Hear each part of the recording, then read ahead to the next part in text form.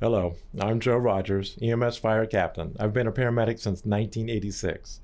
I'm here to talk to you about COVID-19, which is a type of SARS, a sudden acute respiratory syndrome. COVID-19 has the signs and symptoms of fever accompanied with cough and shortness of breath, which can be amplified with body aches and a runny nose. Note that not all of these symptoms could be COVID-19. They can also mimic the flu. With my background, I'm qualified, having dealt with situations such as sarin gas, being prepared for threats of anthrax and Ebola, SARS, and MERS, to name a few. So what we need to do is approach this carefully and with patience and without fear.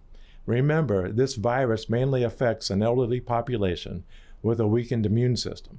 As such, the worst-case scenario would be accompanied with hysteria and panic, which we want to avoid. To begin with, we should probably address our centers by doing a complete decontamination, also known as decon, of our buildings. This means using a sanitizing solution, preferably with alcohol, 60% or more.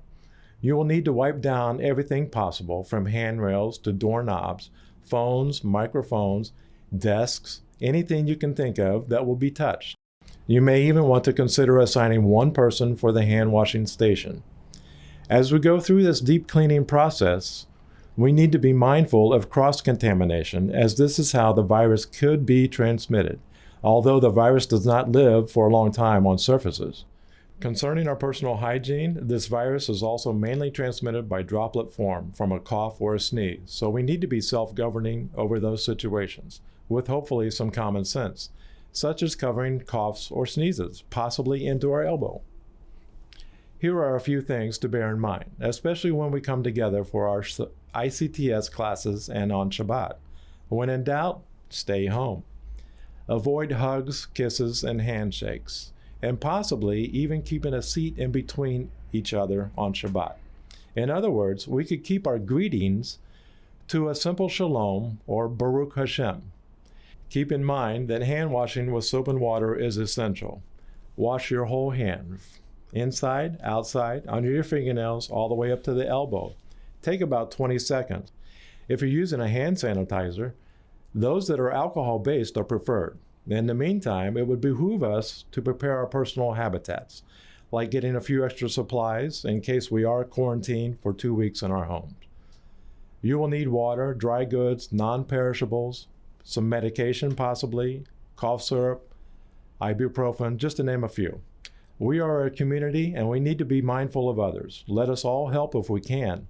This is not a time for panic. Let us not operate in fear, although there may be a time when a quarantine is needed for certain areas. This is totally normal. Do not be alarmed if you see a stronger presence of the police, possibly members of the fire department in populated areas. It's for our safety. I know you may be tempted to search the internet for more information, but we strongly suggest that you only reference information from the Centers for Disease Control at cdc.gov. But the most important thing for us to remember, let me stress, do not operate in fear, but to keep walking in obedience. Enroll in ICTS classes to keep your faith strong. Stay tuned to ICTV for updates and feel free to contact your center leads if you have any additional questions. Thank you so much for listening. Shalom, everyone.